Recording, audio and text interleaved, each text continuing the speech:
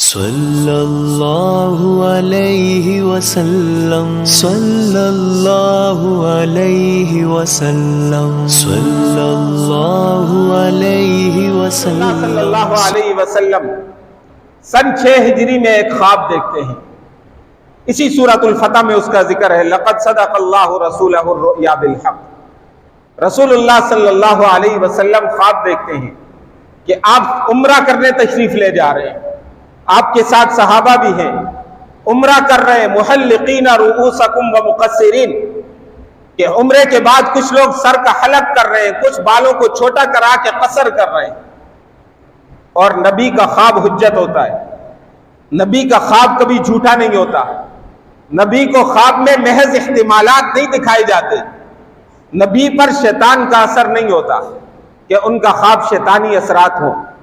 سرور کائنات صلی اللہ علیہ وسلم خواب سے بیدار ہوئے، صحابہ کرام کے سامنے خواب ذکر کیا کہ میں نے آج خواب دیکھا ہے کہ میں عمرہ کرنے گیا ہوں، آپ لوگ بھی میرے ساتھ ہیں، وہاں جا کر حلق اور قصر کیا ہے۔ صحابہ کرام کا شوق مزید بڑھ گیا، کیونکہ سن 6 ہجری ہے، ہجرت کے بعد 6واں سال چل رہا ہے۔ رسول اللہ صلی اللہ علیہ وسلم کو مکہ چھوڑے ہوئے 6 سال گزر گئے۔ صحابہ کرام نے ہجرت کی، کسی کو 6 سال گزر گئے، کسی کو 5 سال گزر گئے، کوئی اس سے بھی پہلے کے آئے ہوئے ہیں۔ مکہ مکرمہ مہاجر صحابہ کا آبائی وطن تھا، صحابہ کی جائیدادیں وہاں تھی، رشتہ داریاں وہاں تھی، وہ وہاں پر پیدا ہوئے تھے، ان کا بچپن وہاں گزرا تھا، ان کا لڑکپن وہاں گزرا تھا، اپنے علاقے سے محبت ہوتی ہے۔ پھر سب سے بڑھ کر یہ کہ بیت اللہ کی وہ نمازیں یاد آنے لگی، کعبۃ اللہ کا طواف ستانے لگا، شوق مزید بڑھ گیا کہ یا رسول اللہ ہم عمرہ کرنے جائیں گے، ہم پھر سے بیت اللہ کے چکر لگائیں گے، ہم پھر سے مکہ کی اس عظیم دھرتی پہ قدم رکھیں گے۔ صحابہ کرام شوق سے بےتاب ہو رہے ہیں۔ سرور دو عالم صلی اللہ علیہ وسلم فرماتے ہیں تیاری کیجئے، ماہ ذوالقعدہ ہے۔ رسول اللہ صلی اللہ علیہ وسلم صحابہ کرام کی ایک بڑی تعداد کو ساتھ لے کر عمرے کے لیے نکلتے ہیں، ذوالحلیفہ پہنچتے ہیں، جہاں سے مدینہ سے نکلتے ہوئے احرام باندھا جاتا ہے۔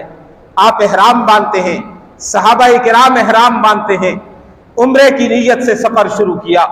چلتے چلتے حدیبیہ کا مقام آیا، ابھی مکہ مکرمہ نہیں پہنچے، حدیبیہ کے مقام پہ پہنچے، پتہ چلا کہ مشرکین نے یہ اعلان کیا ہے کہ ہم انہیں مکہ میں داخل نہیں ہونے دیں گے۔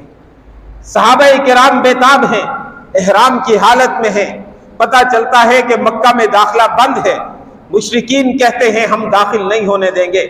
سرور کائنات صلی اللہ علیہ وسلم حضرت عثمان رضی اللہ تعالیٰ عنہ کو سفیر بناتے ہیں، اپنا نمائندہ بناتے ہیں کہ جاؤ جا کر ان سے مذاکرات کرو، انہیں بتا دو ہم رہنے کے لیے نہیں آ رہے، ہم یہاں ڈیرے جمانے کے لیے نہیں آئے، ہم یہاں لڑنے کے لیے نہیں آئے، ہماری آمد کا مقصد صرف عمرہ ہے، ہم عمرہ کریں گے واپس چلے جائیں گے، اس لیے ہمارے راستے میں رکاوٹ نہ ڈالیں۔ حضرت عثمان رضی اللہ عنہ مکہ مکرمہ تشریف لے جاتے ہیں۔ پیچھے صحابہ کرام میں سے کسی نے یہ کہہ دیا کہ ہم تو یہاں بیٹھے ہیں، عثمان کے تو مزے ہو گئے، مکہ جائیں گے، جا کر طواف بھی کریں گے، بیت اللہ میں نمازیں بھی پڑھیں گے، عمرہ بھی کریں گے۔ سرور دو عالم صلی اللہ علیہ وسلم فرماتے ہیں ایسا ممکن نہیں ہو سکتا کہ میں یہاں بیٹھا ہوں، میرا عثمان جا کر طواف کر دے، میں یہاں پر موجود ہوں، عثمان جا کر عمرہ کر دے، میرے بغیر عثمان نہ عمرہ کر سکتا ہے نہ طواف کر سکتا ہے، اس کی مجھ سے جو محبت ہے یہ محبت اسے اس چیز کی اجازت ہی نہیں دیتی۔ حضرت عثمان رضی اللہ تعالیٰ عنہ مکہ پہنچتے ہیں، کفار سے مذاکرات کرتے ہیں، کفار کہتے ہیں ہم قطعاً اجازت نہیں دیں گے۔ ابو سفیان اس وقت تک مسلمان نہیں ہوئے تھے، مشرکین مکہ کے سردار تھے، وہ کہنے لگے عثمان ہم محمد کو تو آنے کی اجازت نہیں دیں گے، تم آئے ہوئے ہو، تمہیں اجازت ہے، تم عمرہ کرنا چاہو عمرہ کرو، طواف کرنا چاہو طواف کرو۔ عثمان فرماتے ہیں جب تک محمد عربی کو اجازت نہیں ملتی عثمان کبھی بھی بیت اللہ کا طواف نہیں کر سکتا۔ ان کی یہ بات سن کر مشرکین مکہ کو ناگوار گزرتی ہے، وقتی طور پہ حضرت عثمان کو حراست میں لیتے ہیں، گرفتار کر لیتے ہیں۔ پیچھے مسلمانوں تک یہ بات کسی طرح پہنچتی ہے کہ عثمان کو شہید کر دیا گیا۔ رحمت دو عالم صلی اللہ علیہ وسلم تک یہ خبر پہنچی۔ آپ نے ایک درخت کے نیچے کھڑے ہو کر سارے صحابہ کو جمع کیا اور جمع کر کے فرمایا کہ آج میں تم سے بیعت لے رہا ہوں، اور وہ بیعت ہے حضرت عثمان کے خون کے قصاص کی۔ کوئی حضرت عثمان کو شہید کر دے تو ہم سب جان دے دیں گے، لیکن عثمان کے قصاص کے بغیر واپس نہیں جائیں گے۔ اللہ رب العزت کو یہ ادا اتنی پسند آئی کہ قرآن کی آیت بنا کر اتار دیا۔ لقد رضی اللہ عن المؤمنین اذ یبایعونک تحت الشجرہ فعلم ما فی قلوبہم۔ سورہ فتح تیسرا رکوع، اللہ رب العزت فرماتے ہیں کہ اللہ ان سارے ایمان والوں سے راضی ہو چکا ہے۔ عربی اعتبار سے لام تاکید کے لیے آتا ہے کہ پکی بات ہے، قد بھی تاکید کے لیے آتا ہے کہ پکی بات ہے۔ رضیہ زمانہ ماضی کو بیان کرنے کے لیے ماضی کا صیغہ ہے، یہ بھی تحقیق پکی بات کو بیان کرنے کے لیے آتا ہے۔ لقد رضی اللہ، جس کا ترجمہ ہم یوں کر سکتے ہیں کہ پکی بات ہے، پکی بات ہے، پکی بات ہے۔